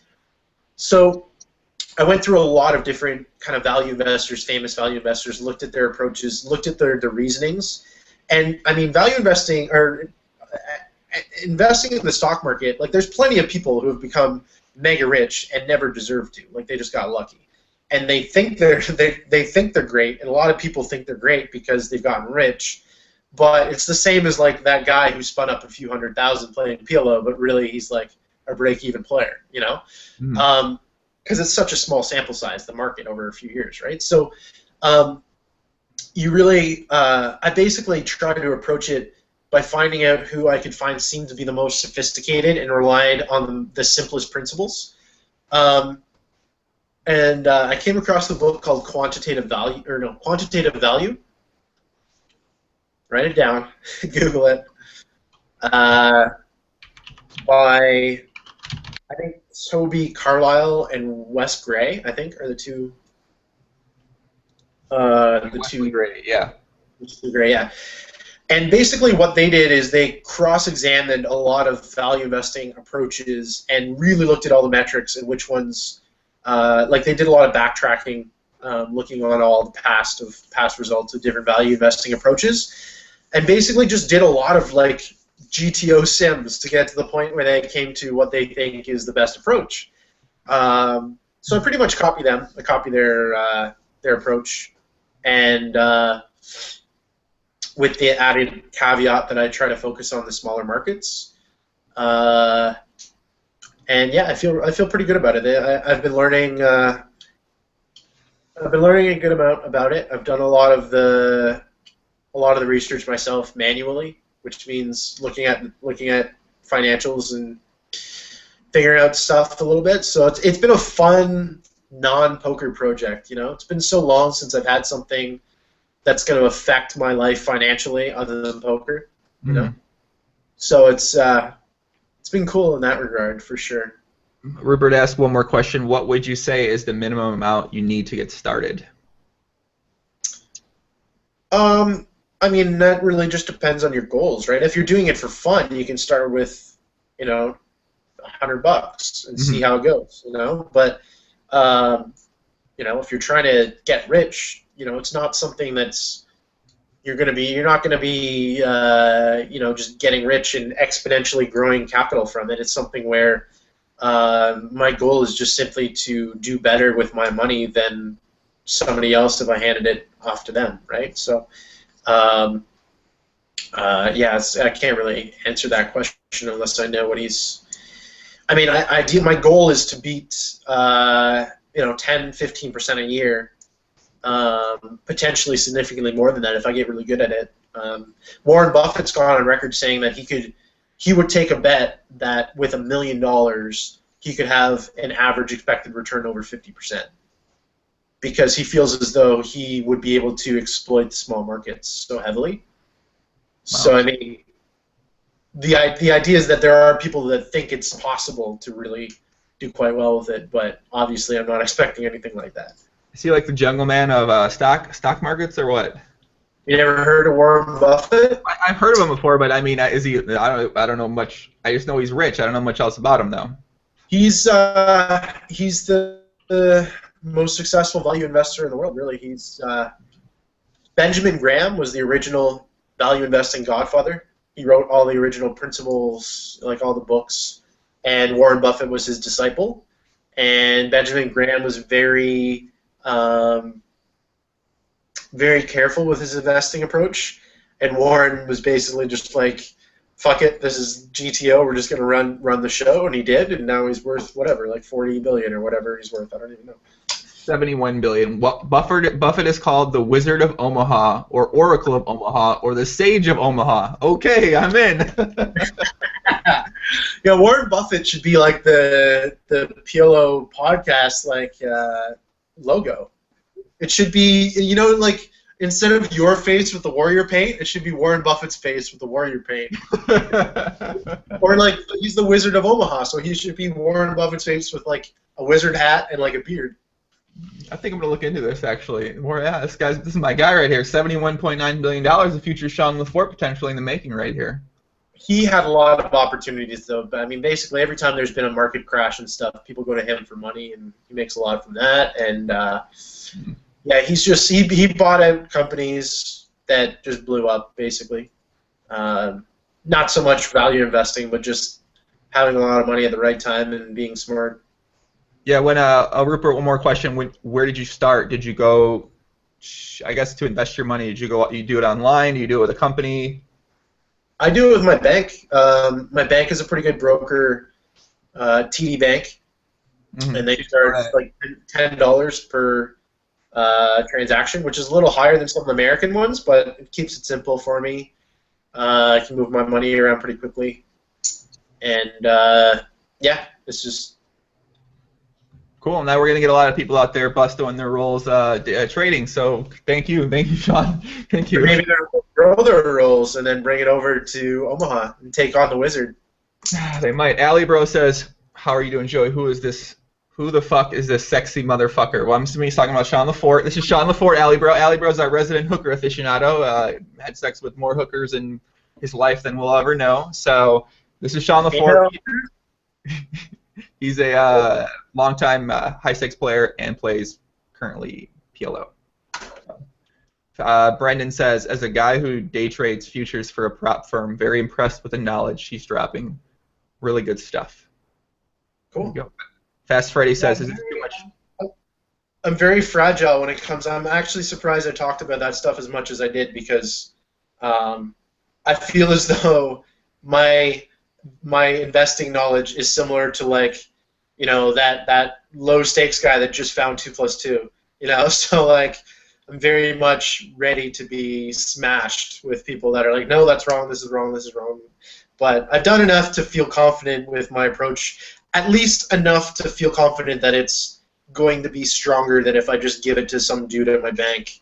On average, I'm going to do better and at least have fun with it, so. Yeah. Fast Freddy says, is this too much strat? Well, luckily, we're not talking any poker, so I don't mind strat. And as Sean says, he feels like he's still at a learning level. So if this was a podcast where we're all learning how to play 1-2, then we could talk all the strategy we want. But unfortunately, not much, we're not going to talk much strat when it comes to actual poker. For the most part. That's true. We haven't talked about poker at all, really. Barely any. We talked some poker. I feel like we talked a lot of poker the last couple of podcasts. What's there really right now? We could talk some poker strategy type stuff. You want to go break down some spots with us, or what? Not really. I mean, if you wanna bring something up, I might be able to comment, but I'm not gonna initiate any sort of GTO talk. Well, I don't write down questions for strategy because you guys know I'm not the strategy. But I'll answer a couple questions. If you guys have some questions, throw them in the chat right now. I'll ask Sean. Rock God says, where do you find these smaller markets? Well, it's not so much finding smaller markets, it's finding companies with a smaller market cap. So, I mean, if you just Google, investment screeners or value investing screeners, you'll find a bunch of websites, some of them free, some of them charge money. Should be able to find a free one where you can set up a filter. So the universe of candidates of companies to invest in on the New York Stock Exchange is probably, I might be way off, but it's something on the order of like 10,000 or something like that, I think. Or I mean, that might be after I've set up a filter. I'm not sure. Anyways, once you set up a filter for like the size of the company, so maybe the market cap is between 30 and 400 million, then you're pretty much looking at the micro and small cap market. That's really the companies that are offering potentially more inefficiencies. Mm-hmm. Brendan says check out FinViz, FINVIZ.com, and play around with the screener to find stocks. So Yeah. Out there. Is there a value investing run it once type of site? No, because people in the financial world are smarter than people in the poker world, and they don't. When they know how to get rich, they don't tell everybody else how to do it. Jesus Christ! They're not trying to give back. They don't. You telling me the people in the stock market don't feel like they have a need to give back and teach other people to do it, or what? I mean, you know what it is? So many people in so many other industries make money off of their reputation, and the financial industry is no different. So, the same way that you watch a television show on fashion, if you're in the fashion industry, you know that they're probably full of shit. They just happen to be the people that got a TV show on fashion. It's not. Jim Cramer isn't a finance expert, but he's had a show on finance for so many years. But he's considered an expert because he has that reputation. And so there's a lot of people making a lot of money with all these systems and stuff. When really the people that truly understand how everything works, work in a firm where things are more private, or they keep the things to themselves a little more. So there's not a Jim Cramer have a run it once video site out there. There's not like a guy. There could be. I just wasn't all that interested in finding it because there's just so much fluff to get through that it'd be difficult to really come across people that know what they're talking about. Brendan says Elite Trader used to have a good forum. Still some good old threads in there. Yeah, I'm sure there's stuff out there. I guess what I'm saying is that the ratio of fluff to good quality stuff is going to be maybe not worth your time to. That makes sense. If no one else has any questions, we'll wrap it up here. Tim says, "What is Lefort's VIP and PFR and 6max?" Well, obviously that doesn't matter. So Joseph says you can hire a trader mentor, like a coach. You can hire a coach. It makes sense. Hire a coach, a trader coach. I'm sure that's just as interesting to try to find. Absolutely, yeah. For me though, I'm not really interested in trading per se, where I'm doing it on a daily basis. It's more of a longer-term retirement approach where I value investing and have my money in the stock market in an efficient way where I don't have to look at it every day. Yeah, you don't want to go on that day-to-day grind with it, pretty much. No, I don't want to have to work. Yeah. So you think that VPIP and PFR at 6 max don't matter? Well, what matters? You want to tell what's your VPIP and PFR and 6 max? Well, it's going to depend, Joe. It's going to depend on who's at the table and how deep you are and who's in the block. And what you meant by that. I don't know. I guess you're opening 60% of hands under the gun, and it's fine. I don't know. I don't know what you're.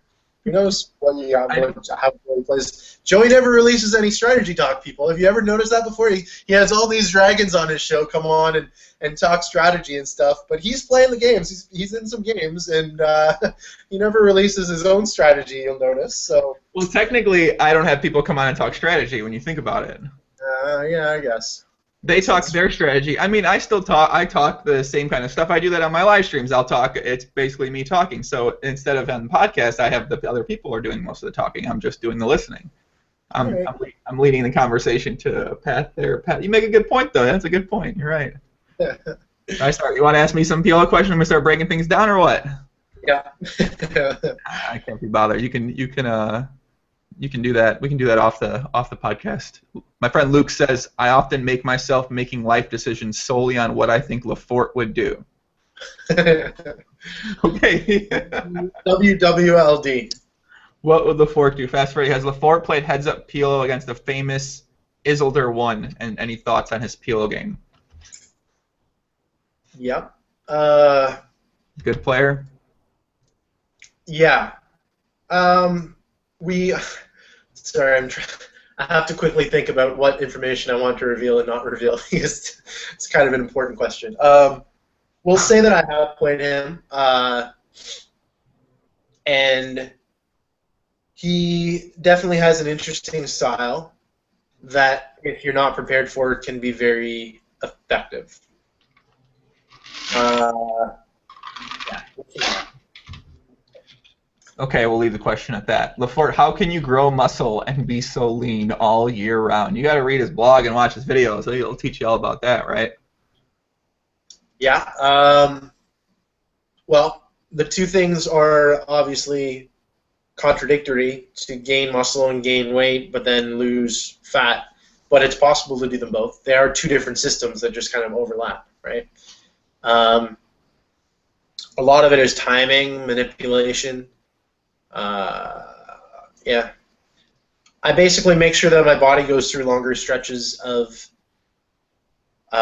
starvation isn't the right word, but not giving it a source of energy for fuel through food, so it has to burn fat. So I generally don't eat a lot of food in the morning. I generally, right now, the way I'm doing things is I'm not eating breakfast, and I work out in the morning, fasted, and so my performance isn't as good because I don't have food in my system and carbs in my system, but I'm still getting the necessary pump and hypertrophy for building muscle while burning fat in the meantime of the workout, because I'm also periodically doing some high-intensity interval training afterwards, and yeah, it's working out. So it's working out well so far. I feel like I've gotten into a routine in it. It's nice too to wake up and play poker and not have to worry about eating. Just get some caffeine in your system and then just go at it. Yeah.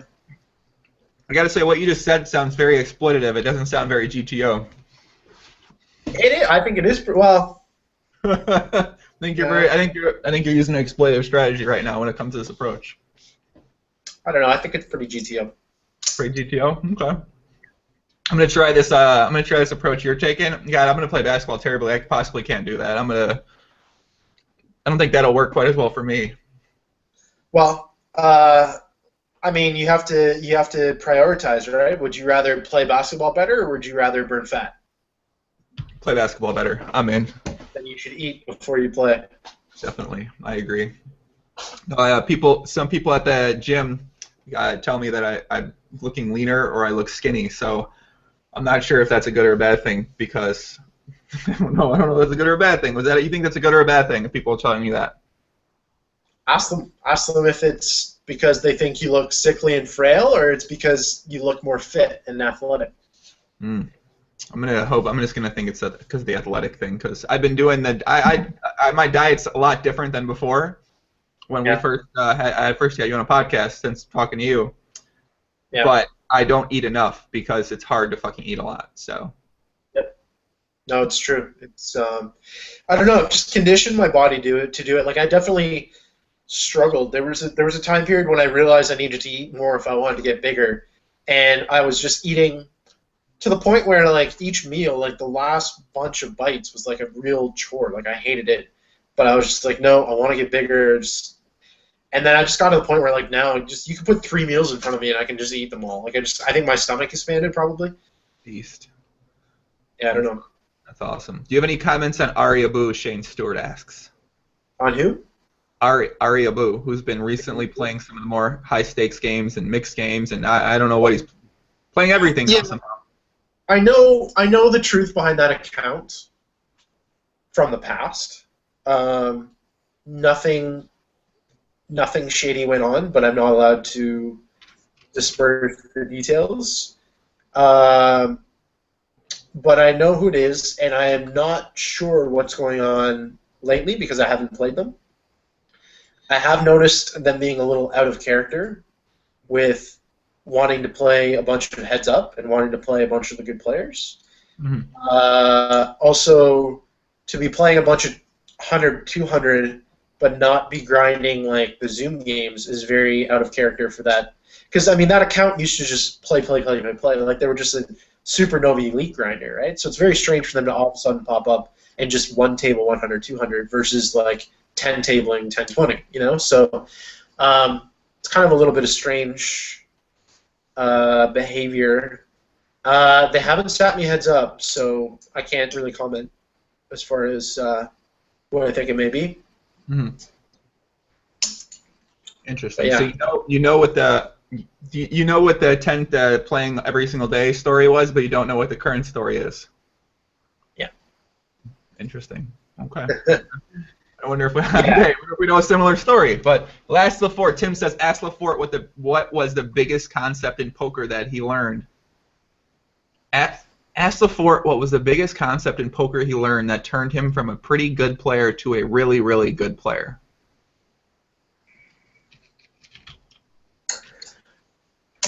I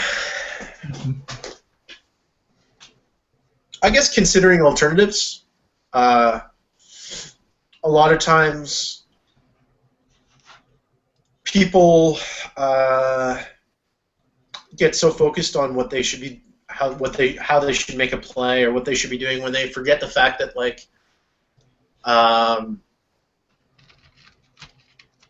there's a spot where they're like, oh, should I bet here or should I check? Well, I think betting is better because of blah blah blah blah blah. But they forget that like checking doesn't mean they give up the pot, right? So they check. Is their opponent going to bet 100% of the time? No. How much are they going to bet? And then you evaluate checking versus betting, right? So a lot of times people forget, or say you don't have the nuts, right? But you're considering potting for value. And it's like, well, this really sucks because if I get check raised, I'm in such a shitty spot. Well, how often are you going to get check raised? 4% of the time? But 96% of the time you're going to pot it, and then the river's going to be a great spot for you, then you should probably pot it, even though you don't have the nuts. So a lot of it is like attaching frequencies and understanding that there's alternative, the alternative options. Sorry, you can't ask me a strategy question. I know. You just said something that I like to do. So it's interesting. One of the comments you just said was something that I don't want to talk about anymore, though. Well, that was just like a bit of an epiphany for me because I guess what I'm trying to say is that if you're only relying on your intuitions, oftentimes your intuitions are far wrong. Because, like, for example, that spot where you only get check raised 4% of the times that you do get check raised, it's like in your head. And you remember those times, so you think it happens more often than it does. So I guess like just to fully break down situations and I don't know. I mean, PLO you can play around with PPT and odds oracle and stuff, and that really helps your understanding of these different situations. But that was such a convoluted answer to the question. But I guess, just basically when I started when I started breaking things down a little more quantitatively, as opposed to just looking at a hand history and thinking about what I should have done here or what I could have done. Yeah. Sorry, that was a bad answer, I think.